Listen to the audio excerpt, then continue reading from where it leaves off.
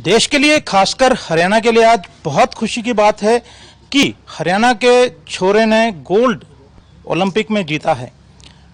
नीरज चोपड़ा ने गोल्ड जीता है। इसके साथ साथ बजरंग पूनिया भी आज कांस्य जीतने में जो है कामयाब रहे हैं। हमारे साथ इस समय हरियाणा के खेल मंत्री जो कि हॉकी के फ्लिकर सिंह जाने जाते हैं, वो हैं संदीप सिंह। संदीप सिंह जी हम बात करेंगे। संदीप जी, ये बताएं कि आज कैसा लग रहा है? बहुत अच्छा लग रहा है क्योंकि मुझे लगता है कि ऐसी फीलिंग खुद गोल्ड जीतने पे आती है और वही फीलिंग आज मुझे आ रही है जब नीरज चोपड़ा ने गोल्ड जीता, बजरंग पूनिया ने ब्रॉन्ज मेडल जीता। दोनों खिलाड़ी परफॉर्म कर रहे थे देश के लिए, तो ऐसा लग रहा था कि हम खुद, जब बजरंग पूनिया परफॉर्म कर रहा था, ऐसा लग रहा था कि हम जाकर, क्योंकि आप खुद मैदान में रहे हैं, एक अलग तरह का जज्बा, एक सनसनी शरीर में दौड़ रही होगी। जब वो स्लो मोशन में कोई मूवमेंट आता था, कोई दाव लगता था, तो ऐसा लगता था कि जैसे हम दाव कर रहे हैं। जब नीरज चोपड़ा का जब रिप्ले दिखाते थे तो उसमें ऐसा लगता था कि ये हमने अपने शोल्डर की पावर से जनरेट करके ये थ्रो किया है। तो ऐसी चीजें मतलब फील होती थी मुझे।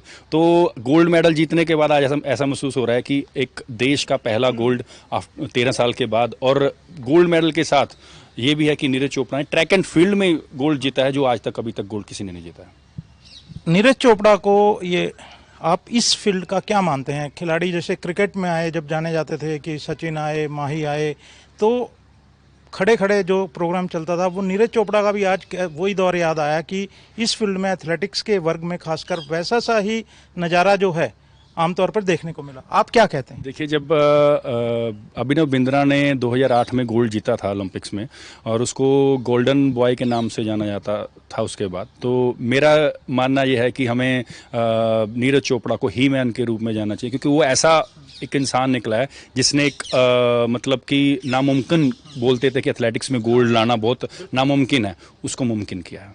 ये बताएं कि जो इस समय ओलंपिक में हमारी प्रतिभाएं रही हैं, जो प्रदर्शन रहा है, भले जो विमेन हॉकी है वो नहीं जीत पाई, लेकिन जिस तरह से गरीब घरों से बच्चे उठ के वहाँ ओलंपिक तक पहुँचे हैं, जिन गर्दिशों में उन्होंने समय गुजारा, उनके माँ बाप ने उनको खिलाया। ये बताएं, आगे से खेल जो हमारी पॉलिसी है, या हम हरियाणा क्योंकि सबसे बड़ा योगदान दे रहा है खेलों के लिए, ज़्यादा मेडल हरियाणा की झोली में आएंगे। हमने आपसे पहले इंटरव्यू किया था, उसमें भी ये बात आई थी कि हरियाणा इस दफ़े गोल्ड देश की झोली में डालेगा। तो आगे से इन सब, क्योंकि आप खिलाड़ी रहे हैं, मेरा सवाल इसलिए ज़्यादा बनता है, तो ये बताएं कि आगे जो गरीब घरों के बच्चे हैं, जिनके पहुँच में ये नहीं है, उनके लिए क्या करेंगे शुरू से ही? देखिए, ग्रास रूट के ऊपर जो है वो वर्क बहुत करना जरूरी है, और हम कर भी रहे हैं। नर्सरीज को हम बढ़ा रहे हैं। नर्सरीज के साथ जितने भी हमारे कोचेज़ हैं, उनको हाई परफॉर्मेंस ट्रेनिंग देना, उनके साथ मेंटल कोच रखना, उनके पास डाइटिशियन रखना, क्योंकि ये 3 चीज़ बहुत अहम भूमिका निभाती हैं। आप अपने घर में चाहे कुछ भी खा रहे हैं, लेकिन आप सही तरीके से खाएं। आपकी घर की ही खाने से ही आपको न्यूट्रिशन बेस्ट कैसे मिलेगी, वो न्यूट्रिशन देना, जिससे कि ग्रास रूट के ऊपर, क्योंकि माननीय मुख्यमंत्री जी का अगर आप विज़न देखें, या मैं जो स्पोर्ट्स को लेकर इस चीज़ में कर रहा हूँ, तो वो ये है कि ये 3 साल 4 साल नहीं, कम से कम 20 साल के बाद भी खिलाड़ियों को फ़ायदा हो, क्योंकि ये फ़ायदा जो है आने वाले जो जिन्होंने एक स्पोर्ट्स शुरू करनी है, या जिन्होंने शुरुआत हो चुकी है, उन लोगों को भी उसका फ़ायदा हो। हम लौटते हैं ओलंपिक विजेताओं की तरफ। ये बताएं कि क्योंकि जब जाने की बात थी तो अलग अलग कैंप से लोग गए थे, अब जो दल आएगा विजेताओं का वो एक साथ आएगा, क्या आप उनके स्वागत के लिए एयरपोर्ट पर होंगे? डेफिनेटली मुझे टाइमिंग हम उसकी का पता कर रहे हैं, कब फ्लाइट उनकी लैंड कर रही है, और दिल्ली एयरपोर्ट के ऊपर, और उसके बाद हम 13 तारीख को यहाँ पर भी फंक्शन कर रहे हैं। वो फंक्शन जिसमें सारे पार्टिसिपेशन, सारे मेडलिस्ट होंगे, और हरियाणा सरकार द्वारा उनको सम्मानित किया जाएगा। वो सम्मानित जो उनको उनका राइट भी बनता है और उनको मिलना भी चाहिए। और बीइंग एक x captain of Indian hockey team और स्पोर्ट्स पर्सन, क्योंकि ये जब जीत के बाद जब उनको सम्मानित किया जाता है, तो वो 9 क्लाउड के रूप वाली फीलिंग होती है। तो मुझे लगता है कि ये फीलिंग उनको, वो हमारे देश के स्टार्स हैं, तो उनको उसी तरीके से हमें ट्रीट करना चाहिए। ये बताएं कि पॉलिसी के तहत, क्योंकि हरियाणा के जो इनाम हैं वो सबसे ज़्यादा हैं देश में, पॉलिसी के तहत खिलाड़ियों को क्या क्या दिया जाना है?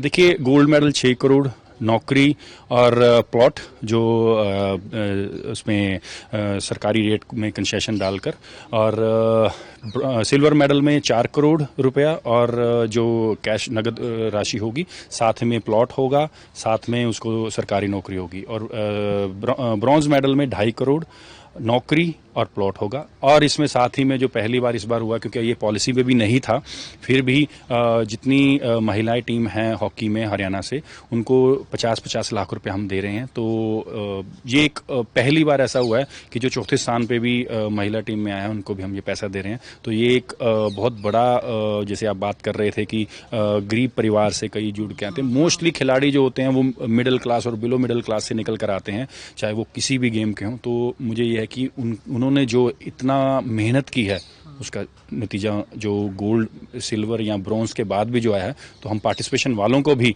15 लाख रुपए देते हैं, जिसमें से 5 लाख ऑलरेडी उनके अकाउंट्स में चले गए हैं और 10 लाख जो आएंगे जब उनको देंगे। शुक्रिया। तो आप देख सकते हैं कि किस तरह से हरियाणा सरकार, खासकर क्योंकि आपने देखा कि हरियाणा का लड़के ने जिस तरह से लठ गाड़ा है टोक्यो में, तो उसमें सारा माहौल जो बना, हरियाणा के न केवल मुख्यमंत्री बल्कि मंत्री भी खुश हैं और उन्होंने साफ तौर पर कहा कि आगे से खिलाड़ी, क्योंकि इन दिनों में जो खिलाड़ी गए हैं बड़ी तरह की चर्चाएं हो रही हैं कि न्यूट्रिशन उनके ठीक थे नहीं थे, उनकी जो डाइट थी कैसी थी।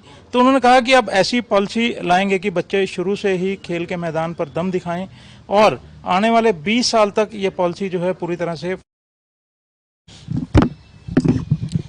देश के लिए, खासकर हरियाणा के लिए आज बहुत खुशी की बात है कि हरियाणा के छोरे ने गोल्ड ओलंपिक में जीता है।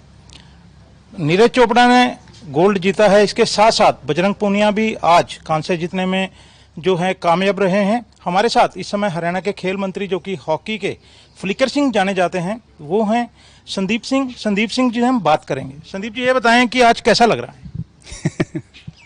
बहुत अच्छा लग रहा है, क्योंकि मुझे लगता है कि ऐसी फीलिंग खुद गोल्ड जीतने पे आती है, और वही फीलिंग आज मुझे आ रही है जब नीरज चोपड़ा ने गोल्ड जीता, बजरंग पूनिया ने ब्रॉन्ज मेडल जीता। दोनों खिलाड़ी परफॉर्म कर रहे थे देश के लिए, तो ऐसा लग रहा था कि हम खुद, जब बजरंग पूनिया परफॉर्म कर रहा था, ऐसा लग रहा था कि हम जाकर, क्योंकि आप खुद मैदान में रहे हैं, एक अलग तरह का जज्बा, एक सनसनी शरीर में दौड़ रही होगी। जब वो स्लो मोशन में कोई मूवमेंट आता था, कोई दाव लगता था, तो ऐसा लगता था कि जैसे हम दाव कर रहे हैं। जब नीरज चोपड़ा का जब रिप्ले दिखाते थे, तो उसमें ऐसा लगता था कि ये हमने अपने शोल्डर की पावर से जनरेट करके ये थ्रो किया है। तो ऐसी चीजें मतलब फील होती थी मुझे।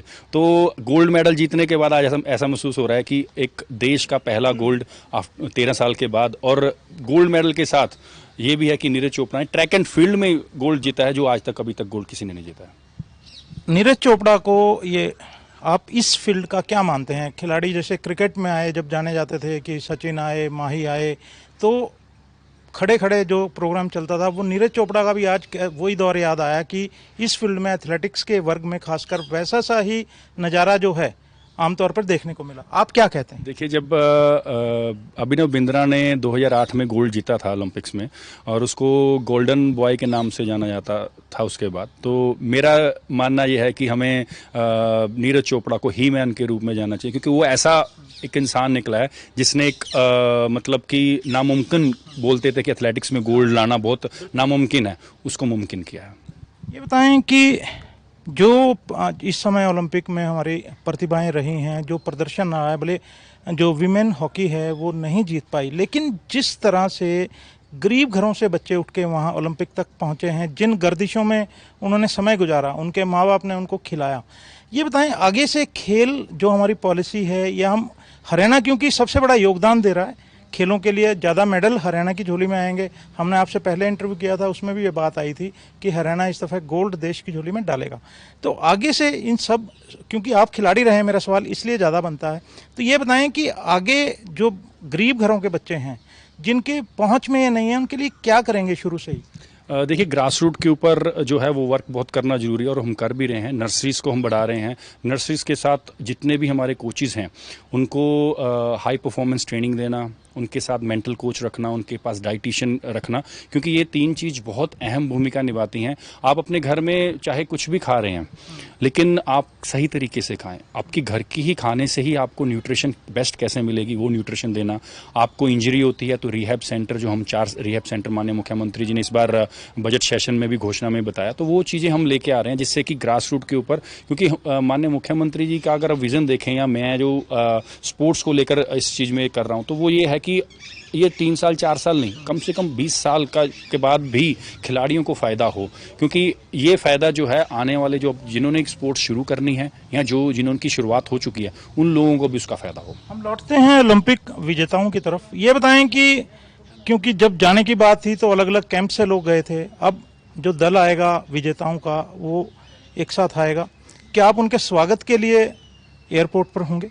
डेफिनेटली मुझे टाइमिंग हम उसकी का पता कर रहे हैं, कब फ्लाइट उनकी लैंड कर रही है और दिल्ली एयरपोर्ट के ऊपर, और उसके बाद हम 13 तारीख को यहाँ पर भी फंक्शन कर रहे हैं। वो फंक्शन जिसमें सारे पार्टिसिपेशन, सारे मेडलिस्ट होंगे और हरियाणा सरकार द्वारा उनको सम्मानित किया जाएगा। वो सम्मानित जो उनको उनका राइट भी बनता है और उनको मिलना भी चाहिए। और बीइंग एक x captain of Indian hockey team और स्पोर्ट्स पर्सन, क्योंकि ये जब जीत के बाद जब उनको सम्मानित किया जाता है तो वो 9 क्लाउड के रूप वाली फीलिंग होती है। तो मुझे लगता है कि ये फीलिंग उनको वो हमारे देश के स्टार्स हैं तो उनको उसी तरीके से हमें ट्रीट करना चाहिए। ये बताएं कि पॉलिसी के तहत, क्योंकि हरियाणा के जो इनाम हैं वो सबसे ज़्यादा हैं देश में, पॉलिसी के तहत खिलाड़ियों को क्या क्या दिया जाना है?